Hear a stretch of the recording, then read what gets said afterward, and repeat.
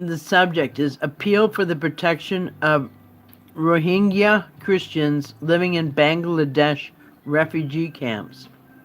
It says, Dear Kathy, with the utmost urgency, respect, and humility, I, Nurul Salim, am submitting a request for protection to you on behalf of Rohingya Christians. I'm representing 300 Rohingya Christians currently families currently living in Kutupalong, Baluchia. Thankla. Here, I'm going to pull this up so you can see it. So, because I'm not going to be pronouncing these right. Thankula, Jamtoli, Dumadumia, Shamlapur, and Taknaf, and I'm sure I'm not saying none of them right, camps under the authorities of the Bangladesh government, UNHCR, and IOM since 2017. Many Rohingya Christian families have come from Bangladesh and stayed as unregistered refugees since 2003 due to the Myanmar government persecutions. I am one of those Christians. My name is Nurul Salam, and I am 55 years old. I am now living in a camp in Kutupalong and have been serving as an elderly leader to these Rohingya Christian brothers and sisters since 2008. Being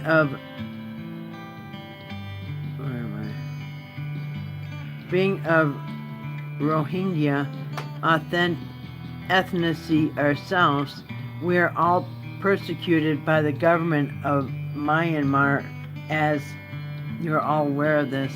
The majority of Rohingyans are Muslims, but there are some other religions too, such as Hindus, Christians, etc. However, Rohingya Christians are now having their most basic rights violated by the surrounding communities just because of our faith in Christ. Many other people from the camps, empowered and inspired by the leaders, including the camp Mazis and Imams, are constantly threatening our physical safety. Because of the situation, our children are terrified and cannot sleep at night. We are now in fear of our lives. We beg you to endure our protection. We, the Rohingya Christians, are requesting a safer place and environment for both us and our children. For your information, we have recorded incidents of violence from 2014 that have been inflicted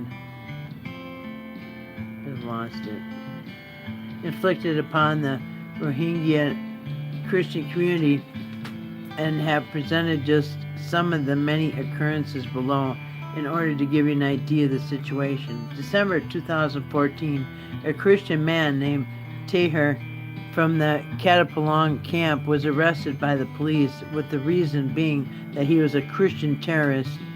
Even though he's a registered refugee, he was imprisoned as an illegal immigrant from Myanmar. After the incident, the local leader, Bakhtiar Ahmed, who was leading Rohingya camps, called one of the community school leaders forward to the bazaar. When Ford arrived, he was assaulted, beaten heavily on his back publicly at the Kutupalong bazaar, and coerced to pay Bakhtiar Ahmed money. Now Bakhtiar Ahmed was very threatening to me. And he said unless I give him 50,000 taka, I better leave the refugee camp, and together with all the Christian families. And the situation was very tense. Just some weeks later, when I could not pay this ransom, Bakhtiar Ahmed had the police arrest me and Ford. The police told us that we were accused of converting people to Christianity, which is totally and utterly false. As a result of this false accusation, we were sent to prison and charged as illegal immigrants from Myanmar.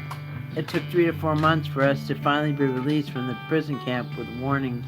May 13, 2017, we were in the prayer meeting a group of Rohingya Muslims came and attacked us.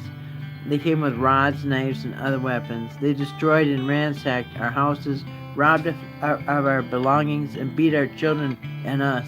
We were living in despair as we could not go to the authorities for seeking help. May 28, 2018, Rohingya Christian named Zakir was called to the mosque and beaten by an Islamic terrorist group called Al-Yakin, also known as ARSA. He was beaten so severely that he had to be admitted to the hospital for 1 month. This happened again around 3 months later on November 16th, where they abducted Zakir to the same mosque and beat him again in order to forcibly convert him to Islam. When he refused once more, they tied him up and planned to kill him after their prayers. Fortunately, Zakir was able to escape during their call to prayer. Next morning, he went to the CIC, the camp in charge, and other authorities to submit our grievances. But they refused to listen or to help us. Instead, certain members of the Bangladesh army took our ration cards and withheld them for around 3 weeks, detaining anyone who would dare speak about the injustice. Now, December 13, 2018, some policemen and soldiers came to our house in Camp 2, Block B1, and arrested 10 to 12 people from 6 different families, including myself. All of us are Christians. We wanted to know our crime, but they did not tell us anything. They took us to our army headquarters in camp before releasing us that very evening on the same day, January 15, 2019. In the Tankali Camp 36, Block C, one of our Christian brothers, Mazi Ramat Ullah, was abducted by the Al-Yakin terrorist group. Even though we called the police, the perpetrators escaped justice and were released that very night, despite the fact that the police were the ones who found Mazi. January 17, 2019. A picture of me and my son Peter was taken secretly during a marriage ceremony. The photo was published on Arkan TV and Facebook without any justification whatsoever. This was to encourage others to harass and threaten us with death in accordance with the Islamic law if we convert